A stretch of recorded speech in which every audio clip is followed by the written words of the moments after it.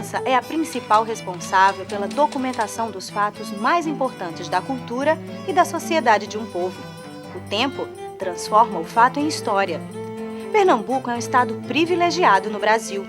Aqui surgiram os primeiros jornais e de 1825 em diante, com o surgimento do Diário de Pernambuco, tivemos a garantia de que a cada dia os fatos mais importantes de nossa gente seriam registrados e preservados para a posteridade.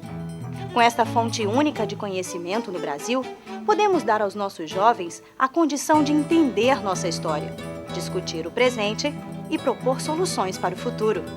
O projeto, além do entretenimento, é uma ferramenta educacional, gera conhecimento, resgata o passado, conscientiza o presente e preserva para o futuro.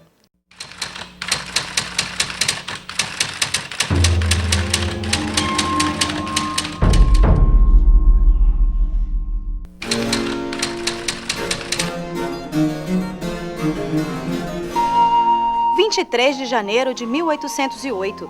Ninguém sabe ao certo se era uma manhã de sol ou uma tarde e noite de muitas nuvens. Mas uma coisa é história, fato. O Brasil, depois desse dia, nunca mais foi o mesmo.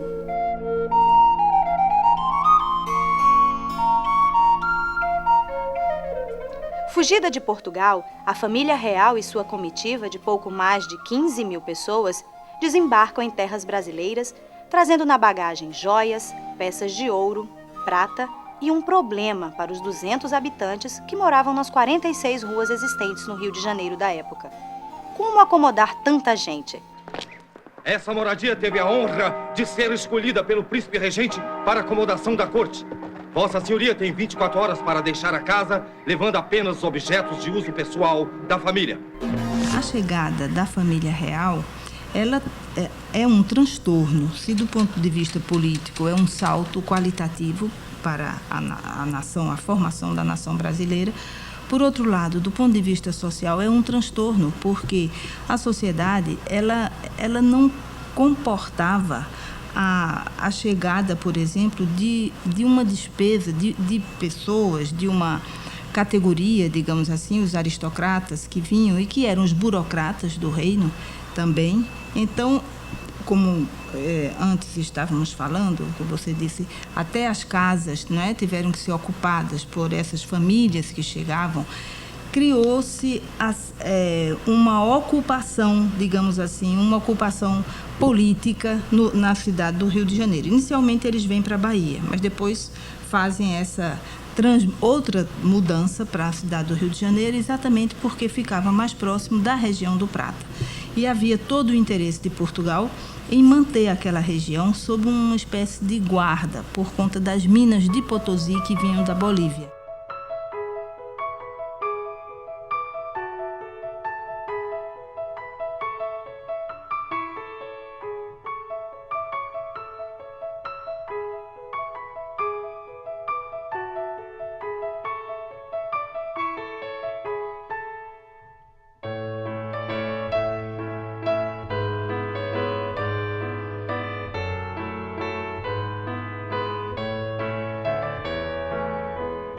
Mas o que é mais importante de tudo é a transferência do aparelho de Estado do Império Português para o Brasil. Então, esse aparelho de Estado se instala aqui e é daqui que todos os negócios vão fluir, vão dar continuidade ao Império Português a partir do Brasil. Então, essa vinda da família real, ela é importante em todos os sentidos, e nesse é o principal momento dessa chegada. É que a partir daqui o rei vai poder reinar e dirigir, digamos assim, o Império Português, que no momento não era só Portugal, não é? O Império é Portugal, todas as suas possessões na África e a sua mais importante colônia, que era a colônia aqui na América, que é o Brasil. Então, a partir daqui, ele vai poder gerir todos os negócios com o tráfico, que isso é o que é mais importante. É toda essa questão do relacionamento comercial com a África, com a Ásia e com a Inglaterra. Os anos seguintes à chegada da família real também foram de penúria. Para sustentar seus funcionários e financiar as guerras de expansão em que se envolveu, Dom João aumenta o custo de vida, elevando os impostos. A insatisfação dos brasileiros é geral, e foi devido a essa falta de esperança que o Brasil viveu suas primeiras revoltas. Eu quero essa gorda aqui. Aqui é nóia, é tudo com galheiro real. Ah, mas é pra fazer uma canja, meu paizinho tá doente. Eu pago mais.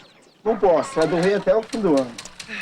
Tá bom, então me dá este coitado. Deus que me livre, deve ser até pecado matar um bichinho assim. Ai, espera, o rei vai comer tudo isto. O senhor podia me vender uma, meu paizinho está doente? Está bem. Vendo esta aqui por 10. 10? Mas as galinhas sempre custaram 3. Ora, pois, estavas de fazer favor.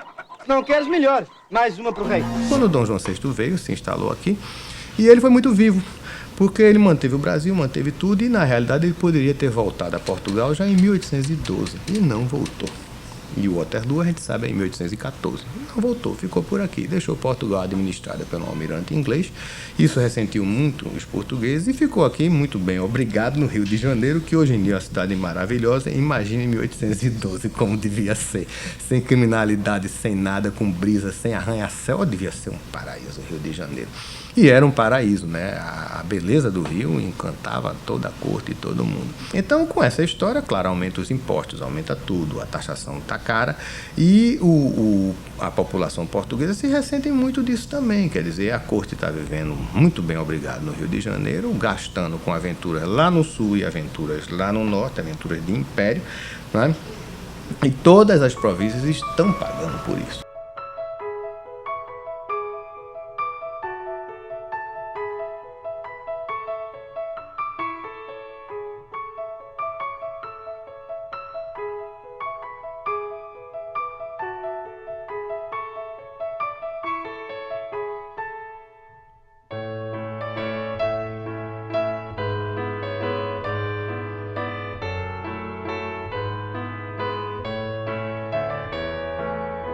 Uma das coisas iniciais que ele faz é obrigar as províncias, digamos assim, que ainda eram capitanias, né? Obriga as capitanias a proporcionarem mais um financiamento para todas essas despesas. Por exemplo, a capitania de Pernambuco deveria, por ano, enviar 600 soldados para manter o exército português no Rio de Janeiro, ou em Caiena, ou na região do Prata. Isso era uma coisa muito grave, porque os 600 não podiam ser escravos, porque os escravos eram propriedade dos senhores. Os 600 eram homens livres, pobres, que também eram muito importantes para a agricultura, eram muito importantes para a economia da capitania. Então, todas as vezes que se fazia um recrutamento militar, era uma das coisas mais difíceis e mais trágicas dentro da capitania, porque essas guerras eram guerras muito cruéis, muito violentas, não se pagava praticamente o soldo aos soldados e eles passavam muitas necessidades, e essas famílias que ficavam aqui eram famílias de livres, pobres, e que passavam muitas necessidades. E muitos desses homens eram trabalhadores de alguns grandes senhores. Então, isso tudo criou uma animosidade muito grande entre esta situação política de imposição no Rio de Janeiro.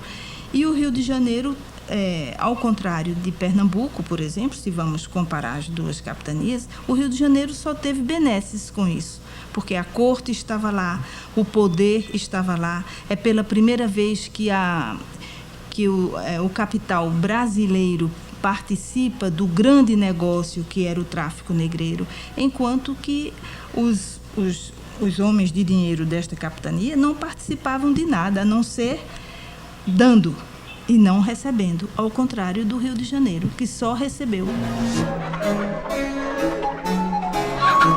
Então, menino Pedro, vão assinar a Constituição ou não vão? O rei está a fazer-se de bobo, quer fazer-nos de bobo.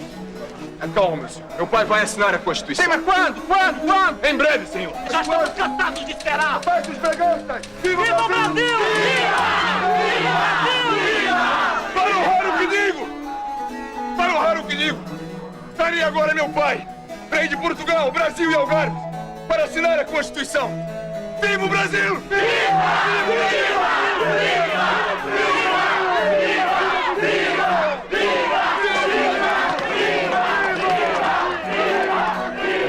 Pois bem, então acontece um bocado de insatisfações, começa a proliferar. Primeiro, os impostos aumentam, a corte custa caro, os impostos aqui coletados em várias partes do Brasil vão para o Rio de Janeiro, não é? E são muito caros. Segundo, problema isso do exército, quer dizer, aqui havia as milícias locais, as tropas de brasileiros formadas por soldados das famílias importantes do lugar e muitos negros e mulatos. E essas pessoas começam a ser preteridas nas promoções, né, por oficiais nascidos em Portugal. Há estudos sobre isso para a Bahia, não para Pernambuco. E é interessante que os estudos para a Bahia começam a definir que esses oficiais portugueses, eles tinham vantagens não só porque eram portugueses, mas também eles eram mais ricos, eram pessoas de famílias mais ricas. Então isso é um problema muito sério aqui em Pernambuco. Quer dizer, você tem um oficialato nesse nível de tenente e capitão, né, que é preterido nas promoções, quer dizer, quem é promovido são os nascidos em Portugal, que também são brancos, que se percebem. Isso vai criando atritos entre a tropa de Portugal, sediada em Pernambuco, e a tropa de brasileiros. E, ao mesmo tempo, é claro, a gente também não deve esquecer o que está acontecendo no mundo. Quer dizer, aquelas pessoas que aqui viviam, ao contrário também do que a gente pensa, elas tinham uma certa sintonia com o que acontecia lá fora.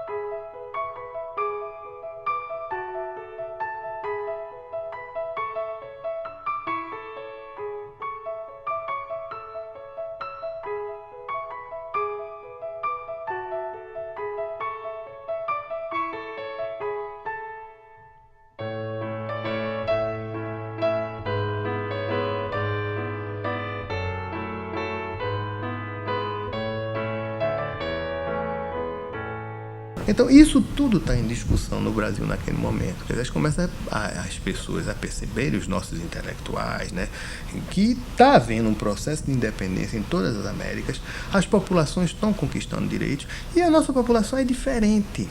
Você imagine como essa elite local também se percebia. A nossa elite local, em grande parte, era mestiça. Quer dizer, o camarada, ele se percebia como branco, mas o português não o percebia como branco, porque ele não era pela cor da pele branco. E ele queria ter direitos iguais àquele português da elite. Então, o começo da nossa luta é luta por direitos iguais. Então, é aí que entra a chamada Insurreição Pernambucana de 1817, que começa com a quartelada, que é um tipo de rebelião muito comum nesse período em toda a América Latina. Na América Latina, a gente chama de pronunciamento. Ou seja, é um grupo de militares do baixo oficialato que tomam poder e faz um pronunciamento. Olha, a gente quer isso, isso e aquilo. E assim começa 1817. 1817, deixar bem claro, não é revolta contra Portugal. Portugal estava lá. Os impostos aqui coletados iam para o Rio de Janeiro. É a revolta contra o Rio de Janeiro. É a revolta federalista que se transforma num movimento independentista.